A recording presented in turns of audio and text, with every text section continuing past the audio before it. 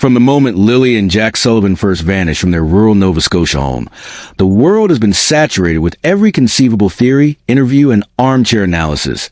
Yet somehow we still lack the one piece that could finally break this case wide open. Today, we're cutting through the noise. All the speculation, the rehashed timelines, the hours spent retracing footprints in the mud. Forget it. Because Haley, the half-sister of their mother Malaya, has just stepped forward with a revelation so explosive it may force the RCMP to abandon their carefully guarded silence and pursue leads they've ignored for months. If you believe Lilly and Jack deserve the truth, hit subscribe now and leave your prayers for them in the comments below. This isn't another accounting of how they disappeared. It's the story of what happened next, told by the one witness who saw it all unfold. Haley's testimony begins on the afternoon of May 3rd, less than 48 hours after Lilly and Jack were reported missing. Unlike every other family member, Haley was standing on the driveway when a tense confrontation erupted, one that forced Malaya to leave the property with baby Meadow in her arms and set off a chain of events nobody saw coming. According to Haley, what most accounts gloss over is why that altercation happened. Daniel, the stepfather, was in the RV's bathroom rustling through drawers, a behavior so erratic that Haley and her sister-in-law felt compelled to investigate. What they discovered, and what led to a full-blown family confrontation in the yard, was a revelation that reframes everything we thought we knew about the environment Lilly and Jack were living in. Multiple insiders have hinted at tension between Daniel and Malaya, but no one until now had mentioned the shadow of drug use that hung over the household. Haley says it was screenshots, empty pill packets, and the unmistakable smell of methamphetamine that ignited the fury, and not just from her, but from Malaya herself. In Haley's words, "I confronted them. I said, 'What the hell's going on here? Why are you in there taking drugs while the kids are missing?' That confrontation," Haley insists, "is why Malaya agreed to surrender baby Meadow to CPS supervision, why Daniel was abruptly cut off from seeing his own daughter, and why Malaya's mother stormed onto property and insisted Malaya leave immediately. It is this nexus of censure and fear, the combination of child protective concerns and the scandalous implications of drug use in a home with missing children, that drives the importance of Haley's untold clue. CPS documents leaked to Michelle's channel confirm that Meadow was only allowed to stay with Malaya under strict supervision, exactly because of concerns about substance use. Yet until Haley spoke up, no public narrative had acknowledged drug use as a potential factor. Instead, most commentary focused on Malaya's alleged coldness, Daniel's alleged cover UPS, and the mysterious blanket found a mile down the road. Those details still matter, but they pale in comparison to the idea that the people tasked with caring for those children might have been unfit guardians, creating the very crisis they now claim to combat. Haley's account also shines new light on the blanket incident. Remember the torn blanket allegedly belonging to Lilly that was found near the natural gas pipeline?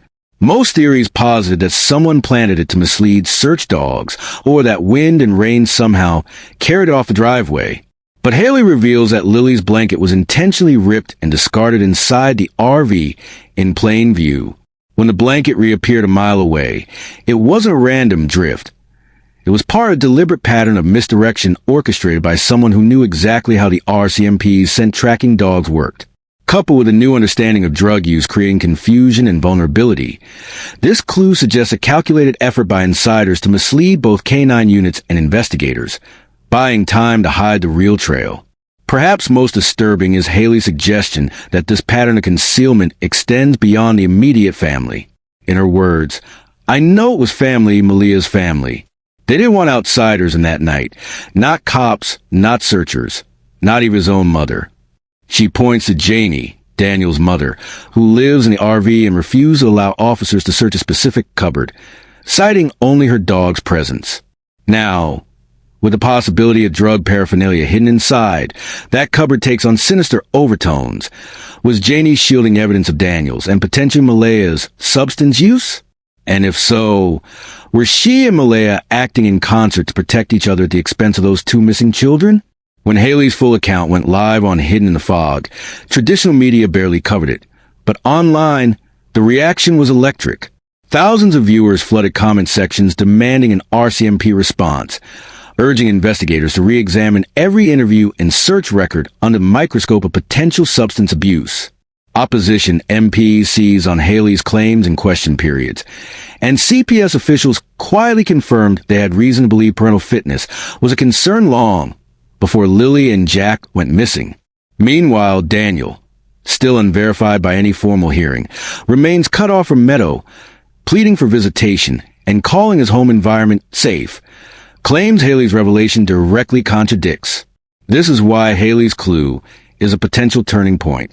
For too long, the official narrative has been governed by what the RCMP chose to share or not share. They are carefully scripted statements.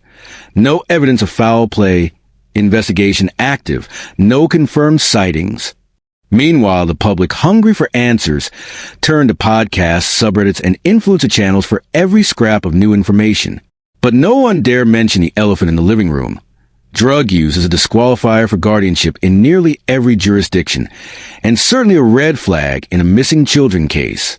Haley's revelation forces authorities to reconsider.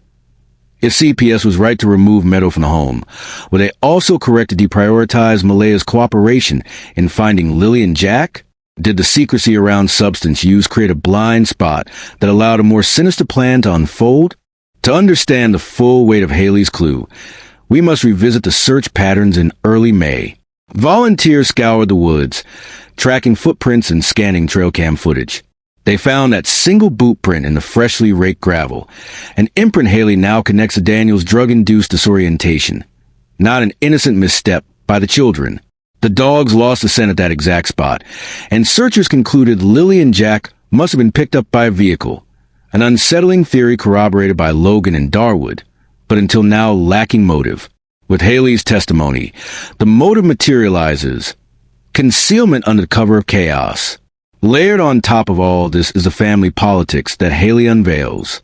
Malaya's mother, Cindy, had the influence to force Malaya's compliance and to steer Meadow away from Daniel. Logan was powerless to intervene. Even Belinda, paternal grandmother, was given no role beyond tearful interviews begging for help. Everyone's voice echoed in the void except the one that could explain why the focus shifted away from Lilly and Jack and onto a toddler who, by all accounts, was simply collateral damage. Now, we know it wasn't collateral. It was strategic. Keep Meadow safe from potential drug exposure while ensuring no one looked too closely at the people who may have orchestrated the children's disappearance. Perhaps the most staggering impact of Haley's clue is on the legal ramifications. Charges for custodial interference, obstruction of justice, or even conspiracy become more viable when investigators can argue that parental fitness was compromised by substance use.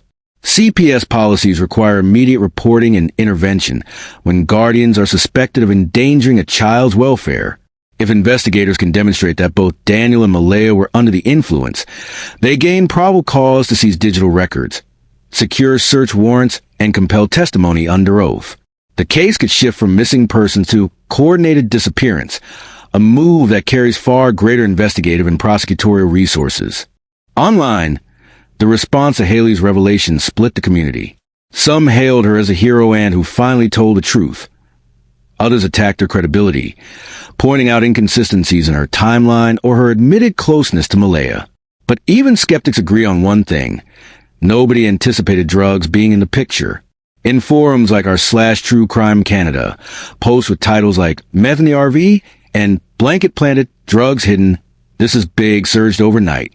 YouTube commentators scoured CPS guidelines for drug-exposed children, while law students on Twitter dissected the implications for custodial interference under Section 271 of the Canadian Criminal Code. For the first time since May 2nd, the conversation is about what happened in that house, not just what happened to the children. As of today, the RCMP has not publicly acknowledged Haley's claims. Their last press release simply stated, "We continue to investigate all credible leads." But insiders tell Michelle that investigators are quietly reopening key interviews, re-examining CPS intake forms, and consulting forensic toxicologists. A newly drafted warrant seeks access to Daniel's and Malaya's medical records, search and seizure powers for the RV's hidden cupboard, and authorization to compel testimony from Cindy. If approved, these steps could finally force the case into the next phase. What's next for Lilly and Jack? If Haley's clue is accurate, the children may still be alive, protected rather than abandoned, perhaps even in safe hands within the extended family network. Or the drugs and family chaos may have masked a more tragic outcome, one that remains hidden until legal pressure compels disclosure. Either way, the case can no longer advance on half-truths and redacted statements. The RCMP must decide. Will they act on Haley's testimony, or will they continue to let the story fade into shadows? For viewers, the message is clear. Share this video, flood the comment sections with demands for CPS and RCMP transparency, and remind your legislators that every day without action is another day Lilly and Jack remain unaccounted for. Leave your prayers, your hopes, and your questions in the comments below, so that their story doesn't get lost in an echo chamber of speculation. Because tonight, thanks to Haley, we finally have a clue worth chasing, and the consequences of ignoring it could haunt this community for years to come. Let's make sure that doesn't happen.